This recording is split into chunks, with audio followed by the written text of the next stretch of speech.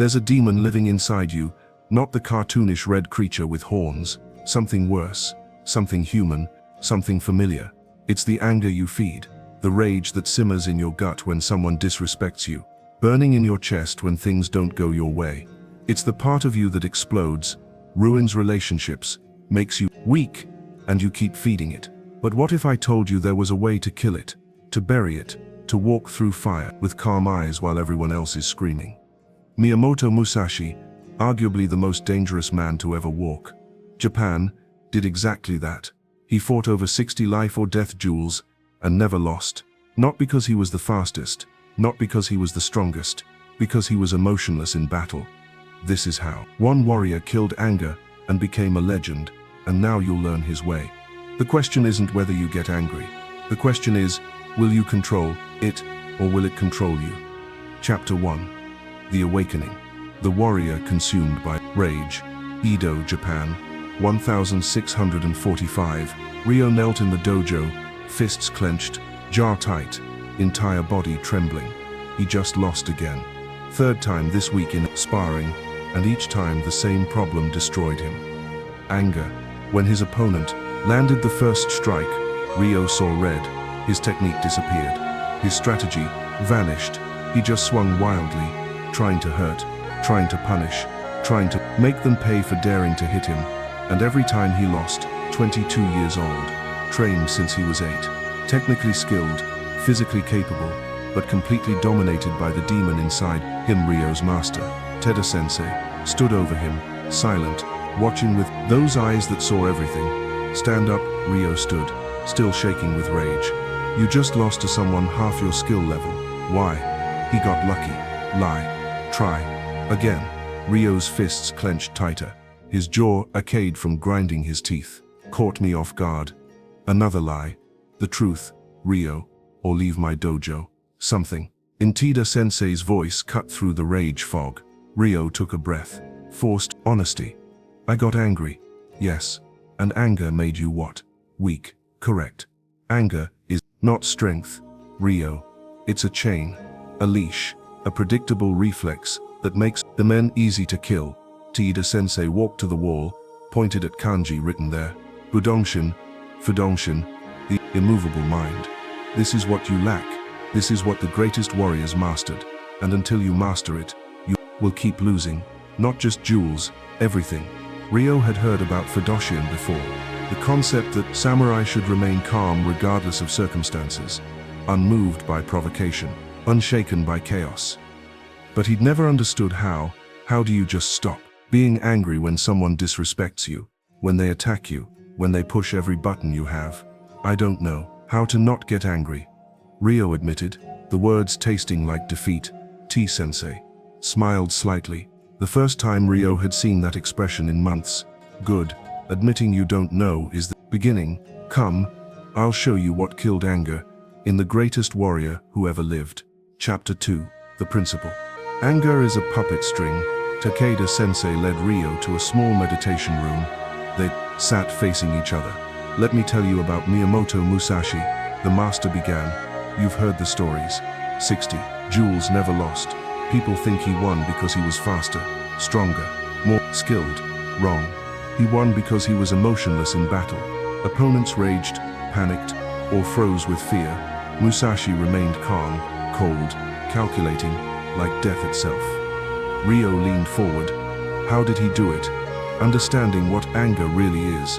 Marcus Aurelius, a warrior emperor far from Japan, said something Musashi would have agreed with. When you are disturbed by external things, it is not they that trouble you, but your own judgment of them. Read that again in your mind, Teda Sensei said, giving Ryo time to absorb it. If someone can make you angry, they can make you do anything. You're not in control. You're a puppet, and your strings are your emotions. Ryo felt that truth land like a punch. Every time someone insulted him, every time something didn't go his way, he reacted predictably. They controlled him completely. Musashi cut those strings. Teda Sensei continued. He trained himself to become immune to provocation. No matter what insult came his way, no matter how brutal the fight, he stayed still, watching, calculating. But how? How do you just not feel anger? You don't stop feeling it. You stop being controlled by it.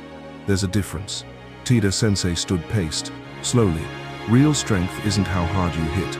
It's how impossible you are to provoke. A man with no emotional triggers is a man you can't manipulate, threaten, or break. That is real power. He stopped, looked at Ryo with unusual intensity, as if seeing not just him, but beyond him, through time itself. You know, Ryo, this path you're about to walk, learning to kill anger, to master the immovable mind, it's not just yours. Throughout history, warriors have faced this demon, the rage that destroys from within.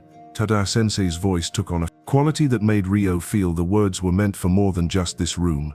In times you cannot imagine, in places far from this dojo, men will face the same battle you face now, the demon of anger consuming them, making them weak when they need to be strong, and they'll discover what you're discovering, that killing anger is the first step to becoming truly dangerous.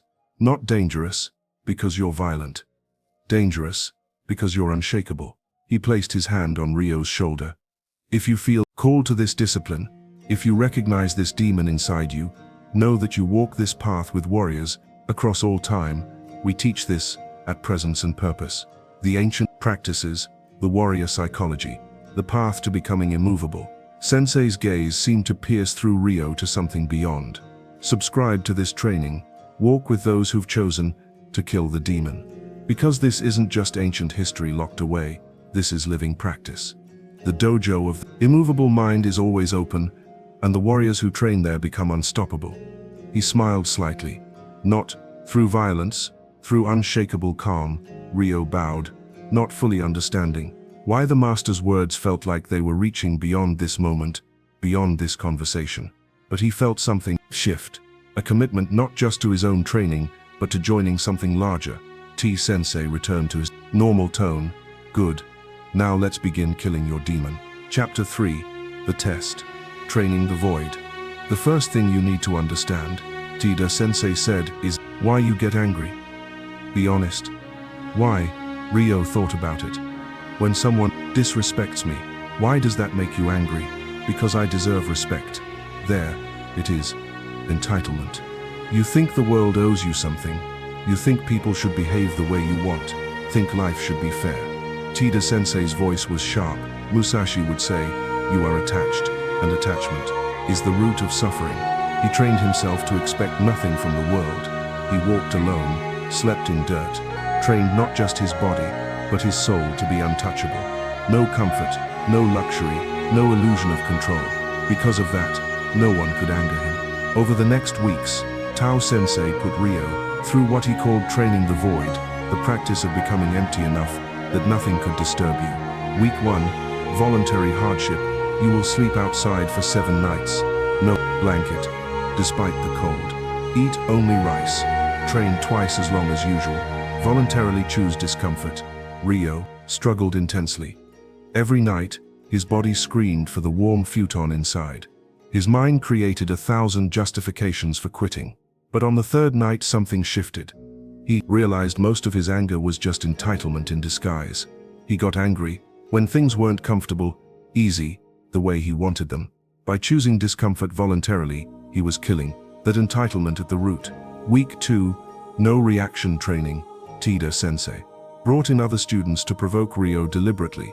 Insults, mockery, disrespect. Your job, the master said, is to not react, not to defend yourself, not to explain. Just watch them. Observe. Stay silent. The first day, Ryo lasted maybe 10 seconds before snapping back at an insult. But slowly, over days of practice, he learned something profound. When you don't react, the power shifts instantly. The person trying to provoke you loses their leverage. They're expecting anger, defensiveness, engagement. When you give them silence, they don't know what to do. By day 7, Ryo could stand completely still while students insulted his honor, his skill, his family, and he felt nothing.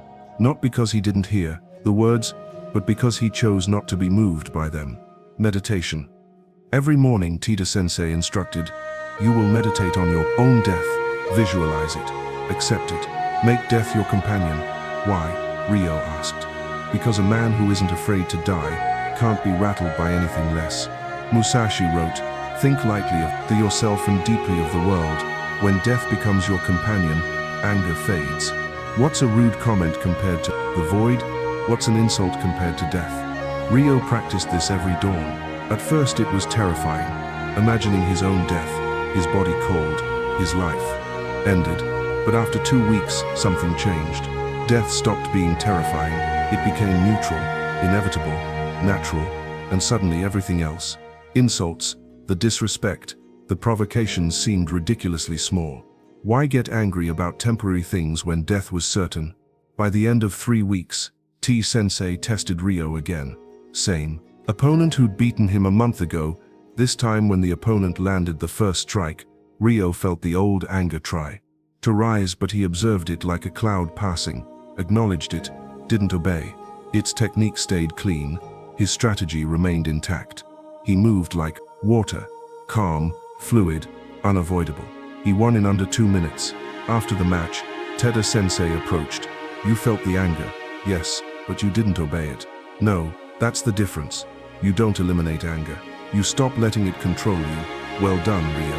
You've taken your first step toward Fudōshin." Chapter 4. Warrior Psychology, Science of the Blade. That evening, T-sensei gathered all students for a teaching session. Ryo sat in front, still processing his transformation. "Tonight, the master began. I'll explain the psychology of the blade, why anger makes you weak, and why emotional control makes you deadly. The neuroscience of anger. Your brain has 2 primary systems. The amygdala, the ancient, primitive part that produces anger, fear, rage, and the prefrontal cortex. The newer part that allows conscious control, strategy, awareness. When you get angry, the amygdala hijacks your brain. Blood flow shifts away from the prefrontal cortex. You literally become stupider. Your strategy disappears. Your technique degrades. You become predictable. This is why Musashi won. While his opponent's amygdalas were screaming, his prefrontal cortex stayed in control. He saw opportunities they couldn't see, made decisions they couldn't make. All because he trained his mind to override the primitive rage response. The Stoic Foundation. The Stoics understood this centuries ago. Taida-sensei continued. Epictetus taught, "It's not what happens to you, but how you react to it that matters. Anger is always a choice. Someone insults you, that's the event. You, getting angry, that's your choice. You can choose differently." Marcus Aurelius, while commanding armies in battle, wrote, "You have power over your mind, not outside events. Realize this and you will find strength." This is Fudōshin.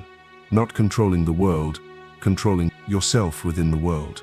The way of Musashi. Musashi wrote in the Book of 5 Rings, "Do nothing which is of no use." Anger, if not used right, is almost always useless. You think it helps you when arguments. It just shows you're weak. You think it helps in conflict. Makes your enemies smile because they know they've already got you.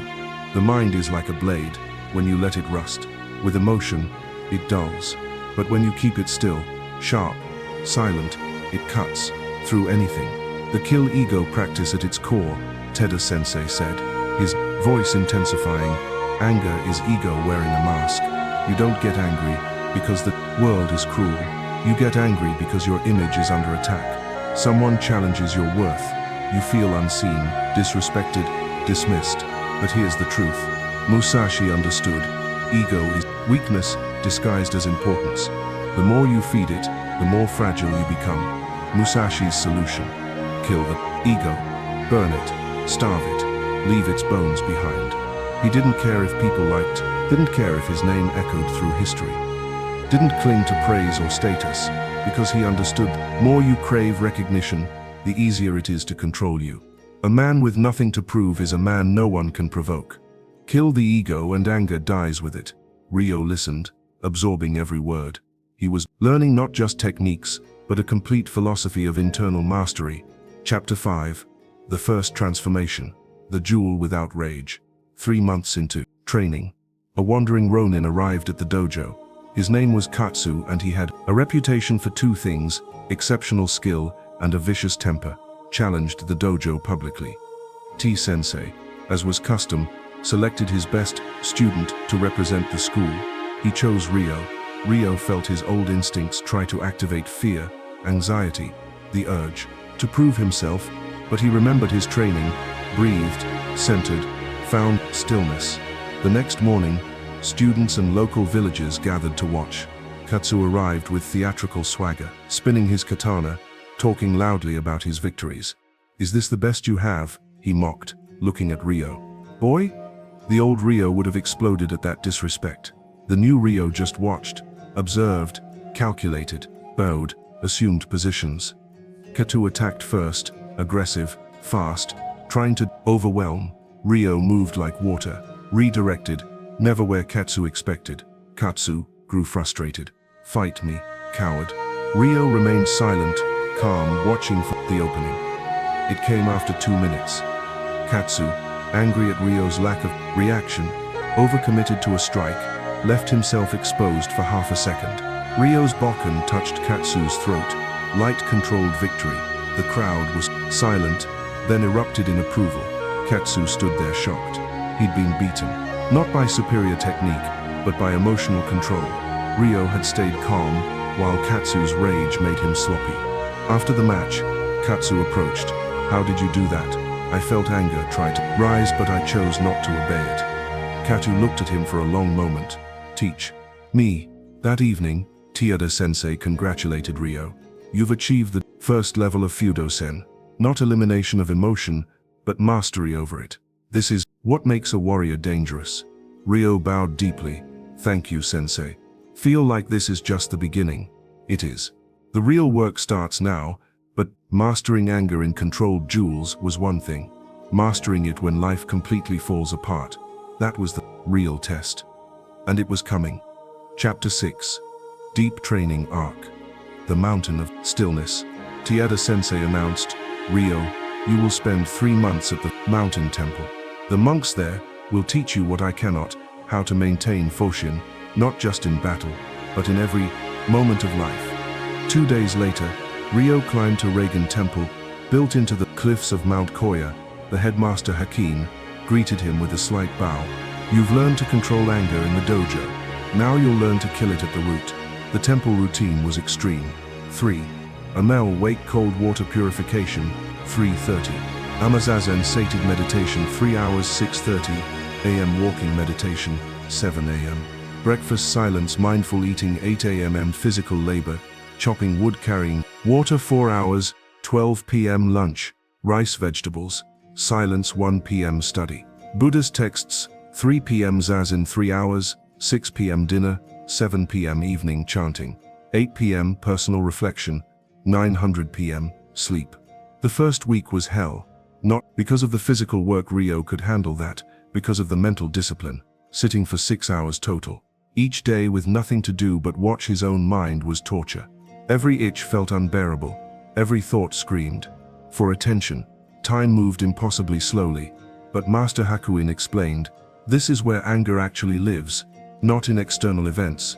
In your mind's inability to be still, you get angry, because you can't sit with discomfort, can't accept what is, can't let go of control. Zazen teaches your mind to be like a still pond. When the pond is calm, you can see clearly to the bottom. When it's disturbed by anger, you see nothing." By week 3, something remarkable happened during meditation. Ryo's mind completely quieted. No thoughts, no anger, no anything, just presence. It lasted maybe 20 seconds. But in those 20 seconds, he understood what the masters meant by Fudoshin. Wasn't about controlling anger. It was about becoming so still internally that anger couldn't even arise. Master Hakuin noticed the change in Ryo's face. "You touched it. Yes, good. That's the target. Now you spend the rest of your life learning to access that stillness in every moment. In battle, in peace, in chaos, in calm, the voluntary provocation practice." In month 2, Master Hakin introduced a brutal training, voluntary provocation. Day, monks would deliberately try to anger Ryo, insult him, accidentally ruin his work, disrupt his meditation, test his reactions constantly. Hakuin explained, "You controlled anger during fights, but real life isn't structured duels. It's constant, unpredictable provocations, You must learn to maintain stillness regardless of circumstances. At first, Ryo failed, repeatedly. A monk would knock over his carefully arranged meditation stones, and he'd feel anger flash. Another would criticize his work after hours of effort, and frustration would rise. Slowly, over weeks, his responses changed. He started observing the provocations like he was watching someone else's life. Detached, curious, not personally invested. By month 3, monks couldn't provoke him. They tried everything. Insults, mockery, accidents, criticism. Ryo remained like stone, not cold or robotic, but genuinely unmoved. The death code. One evening, Master Hakuin gave Ryo a code, a Zen paradoxical, a question designed to break logical thinking. If you are already dead, what can anger you? Ryo sat with this question for days, meditated on it, let it dissolve his usual thinking patterns. And then he understood, if you truly accept death, not just intellectually, but in your bones, then everything else becomes irrelevant. Insults, disrespect, provocations, what are they compared to? Death? Musashi understood this. He meditated on death every single day, morbidly, but as a way to make everything else appropriately small. During this meditation, Ryo felt something arise not from his own thoughts, but from something deeper, something that seemed to speak across time itself. You who walk this path of killing anger, of achieving the immovable mind, you don't walk alone in meditation. Haven't you felt it? The connection to warriors across centuries, all seeking the same stillness, the same mastery. The thought continued, feeling like wisdom flowing through him rather than from him.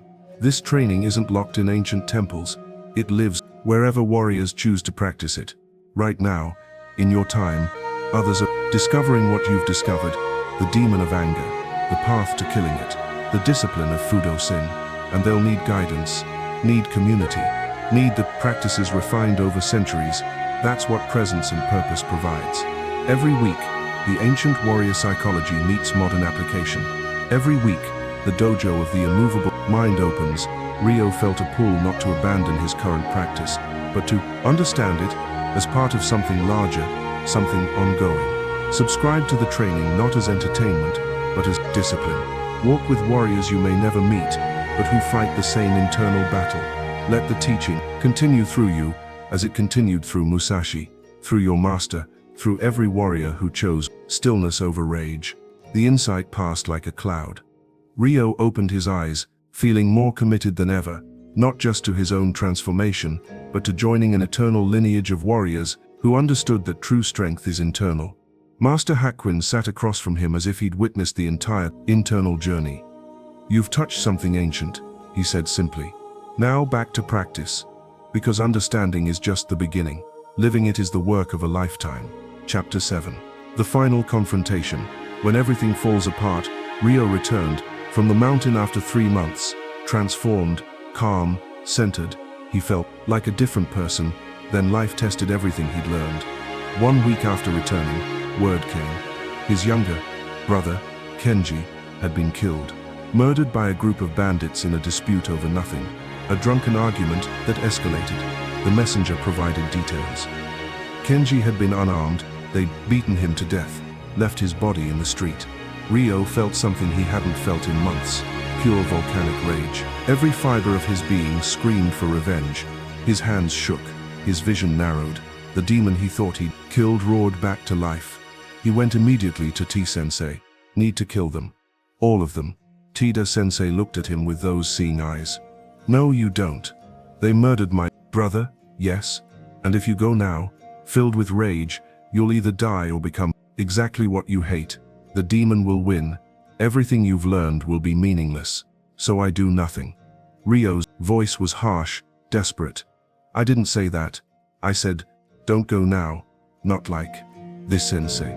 Stood, walked to the kanji on the wall. Fudoshin, this is your real test. Ryo. Not anger in duels, not anger from insults, but anger from genuine tragedy, from real loss, from justified rage.